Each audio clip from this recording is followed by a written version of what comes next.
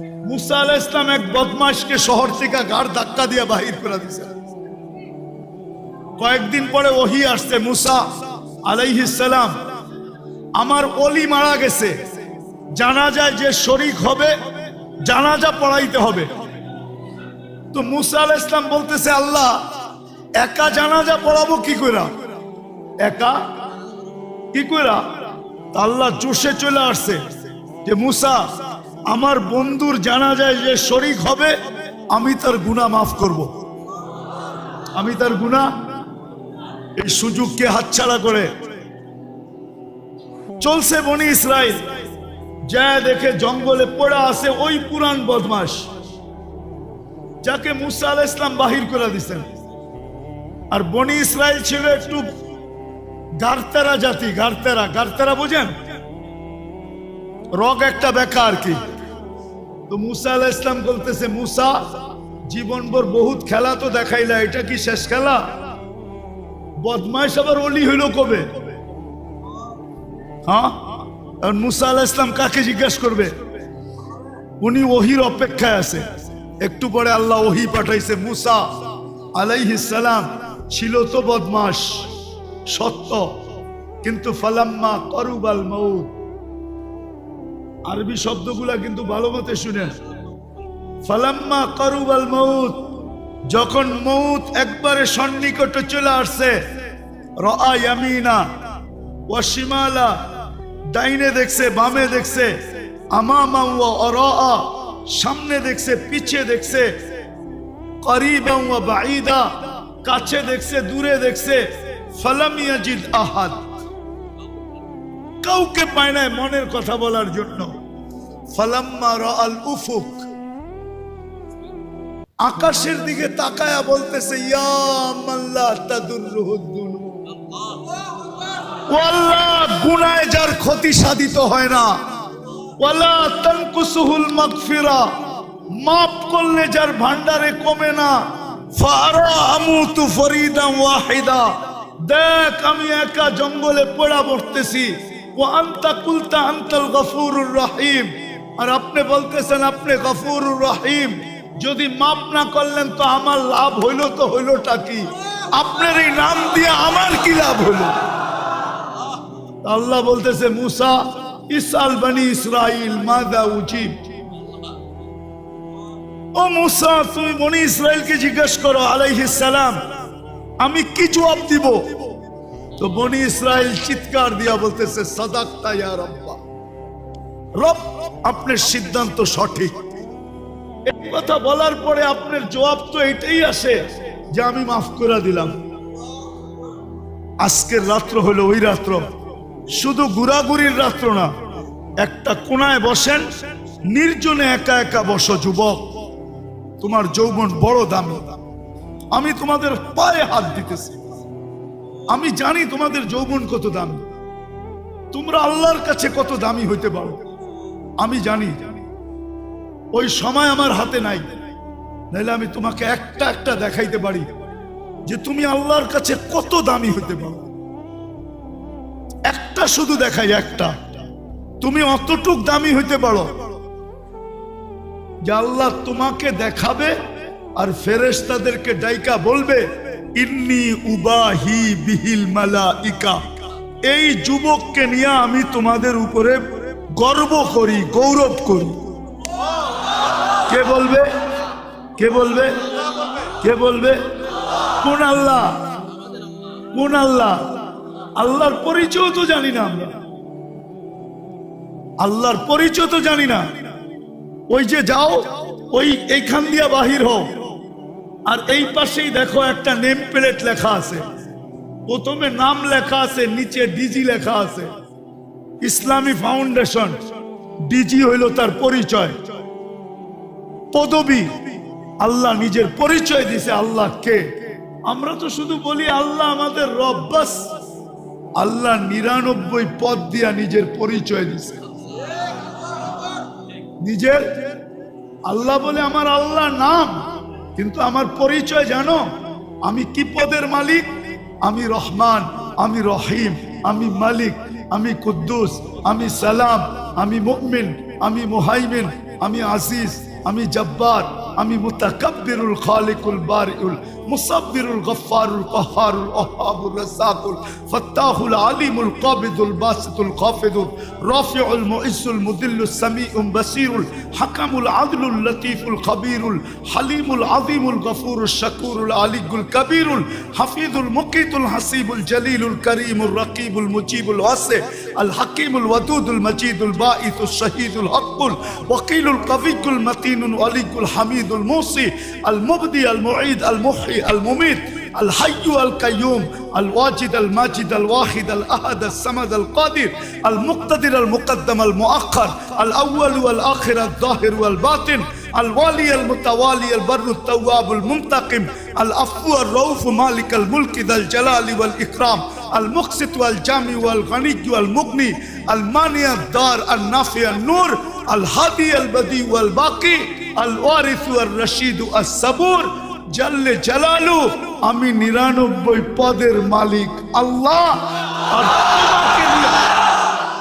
আর তোমাকে নিয়ে করি আমি গৌরব।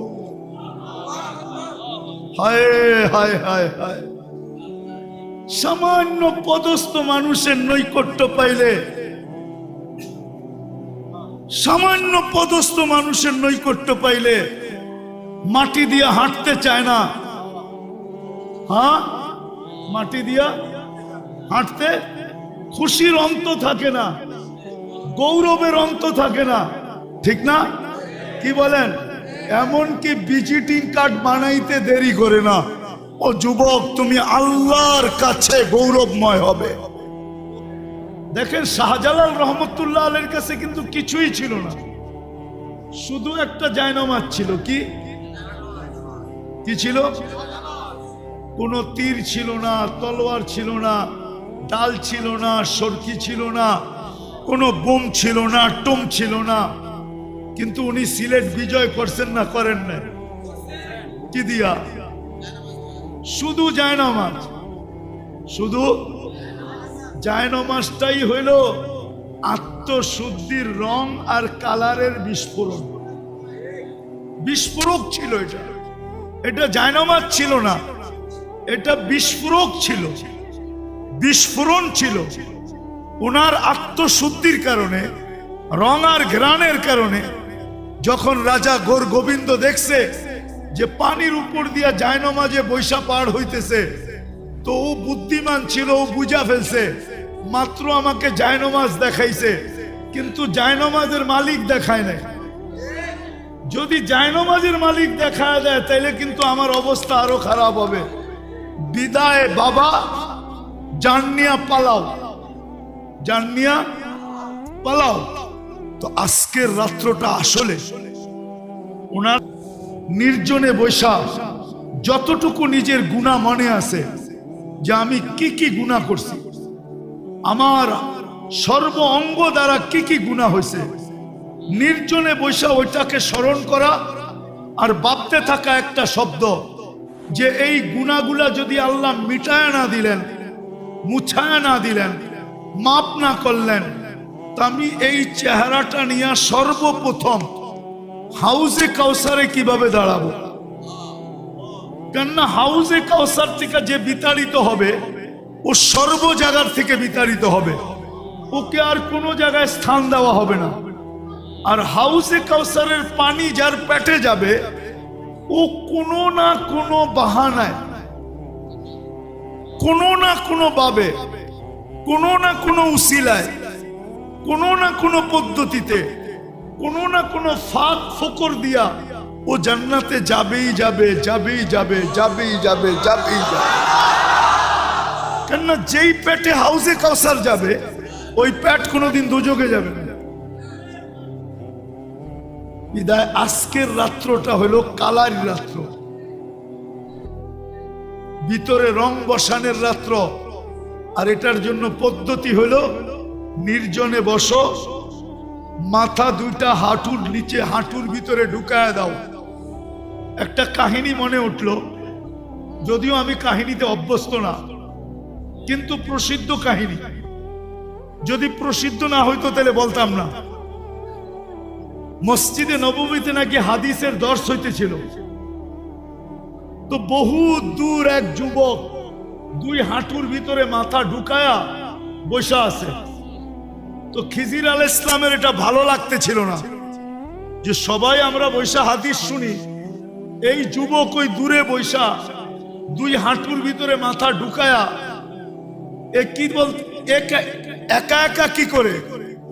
তো যায়া মাথার উপরে হাত দিয়া বলতেছে, ওই যুবক, সবাই তো হাদিস শুনে, তুমি একা একা কি করো? তো যুবক বড় কষ্টে মাথাটা বাহির করছে, বাইর করে একটু বেঁকা করে চেহারাটা দেখা বলতেছে, সবাই আব্দুল হকের থেকে শুনে, আমি ডাইরেক্ট হকের থেকে শুনতেছি। আব্দুল হক মানে হকের বান্দা। তো খিজির আলাইহিস সালাম ভাবতেছে বয়স তো কম মনে হয়, কিন্তু কথা তো অনেক বড় বলে ফেলছে, আরে আর একটু বাজায় দেখি। তো বলতেছে, ওই যুবক, তুই যে এত বড় কথা বললি, বলতো আমি কে? তো আবার মাথাটা কষ্ট করে বাহির করে বলছে, খিজির, বেশি বিরক্ত যদি করো তাইলে ল্যাংটা করে ফেলবো।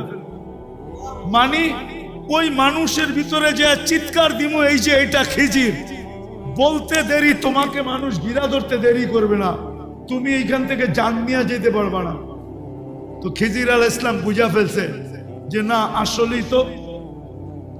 তো খিজির আলাইহিস সালাম মাথাটা নোয়ায় দিয়া বলছে, বাবা, আমার জান ছাড়, আমি মোটামুটি যাই এখান থেকে, জান বাঁচা।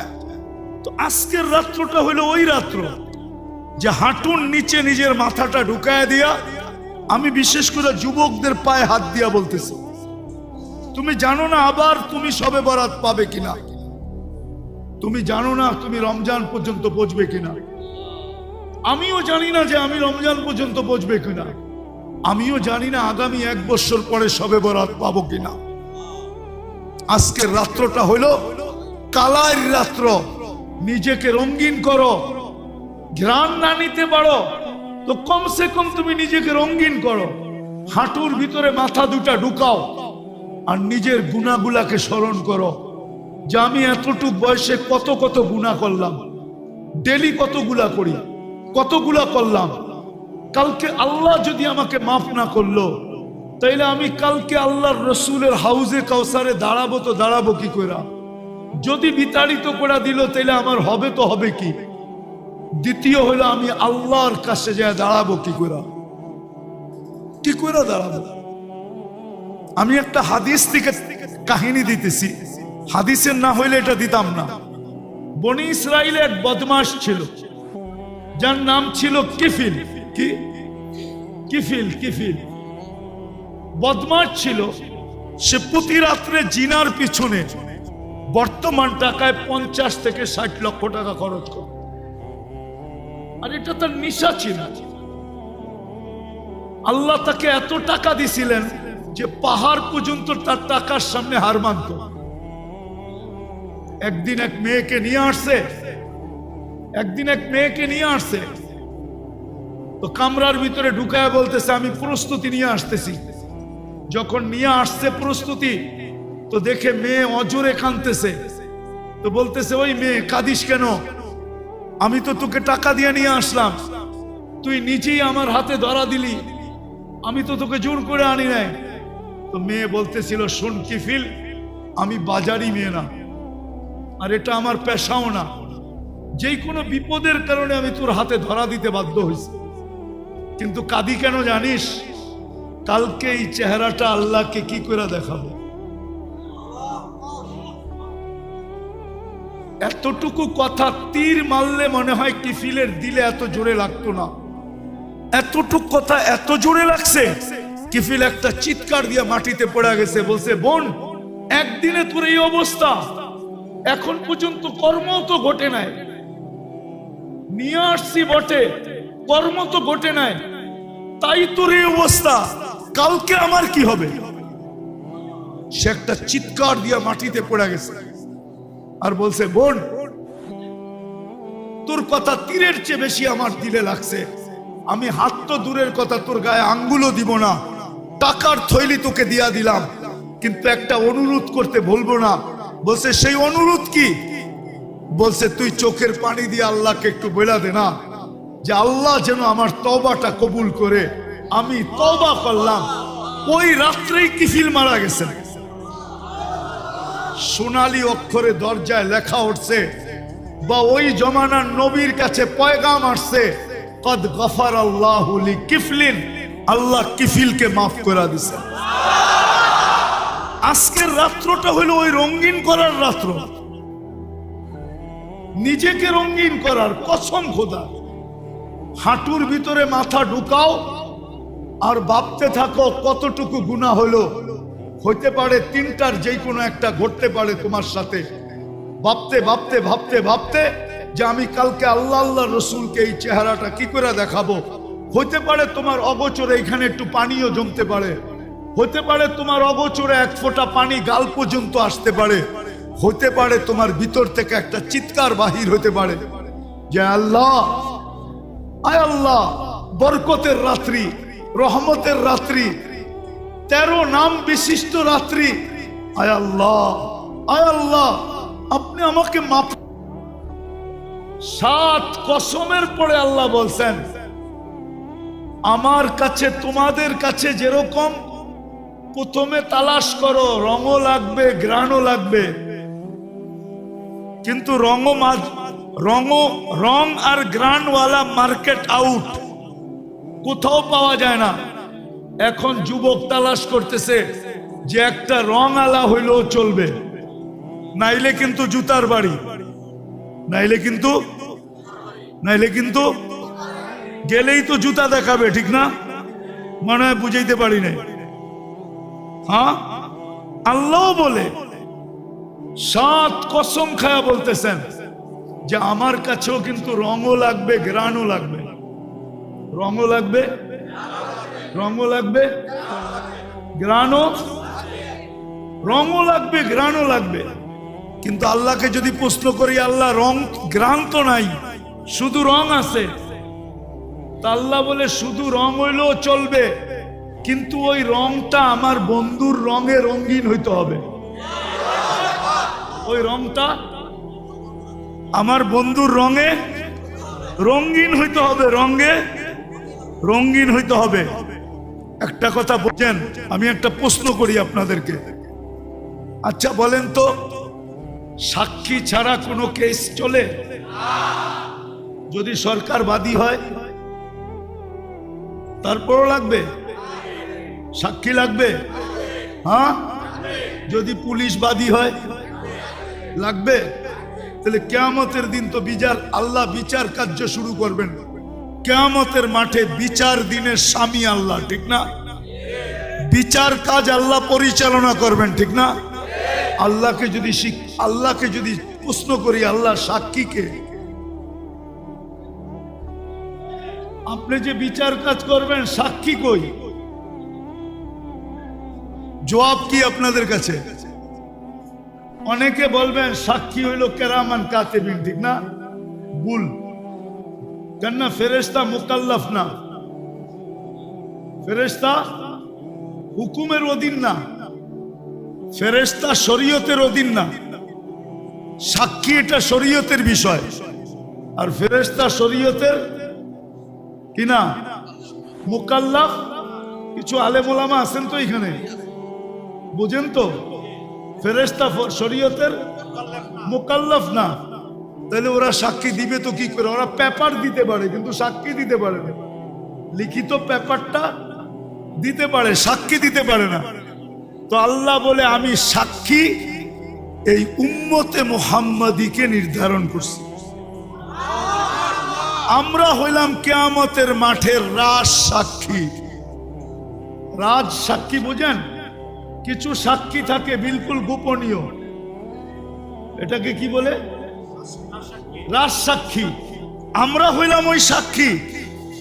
কোরআন বলতেছে শুহাদা আলান নাস, কিয়ামতের দিন আমি তোমাদেরকে সাক্ষী হিসাবে আমার পাশে দাঁড় করাবো। এই জন্য জালালউদ্দিন সুয়ুতি রহমতুল্লাহ আলাইহি মুস্তাকিল একটা কিতাব লেখছেন এই আয়াতের উপরে, শুহাদা আলান নাসের উপরে। উনি মুস্তাকিল একটা ছোট একটা বই লেখছেন, ছোট একটা কিতাব। আপনাকে খুঁজে বাইর করতে হবে, কিন্তু আমি নাম দিব না। কেননা আমার এটা জীবনের সংগ্রহ, তো সারা দুনিয়া ঘুরা ঘুরা আমি এটা বাহির করছি। ইম্পসিবল। আপনি এখন আমার বিরুদ্ধে লিখতে থাকেন যত পারেন ফেসবুকে, কিন্তু আপনি যদি টোকান তাইলে পাবেন, আমার মতো ঘুরেন টোকান পাবেন। কেননা আমি তো রত্ন কুড়াইয়া নিয়ে আসছি সমুদ্রের তলদেশ থেকে, আর আপনি বাইতুল মুকাররম আমার পাশে বই রত্ন নিয়ে যাবেন? এত সহজ।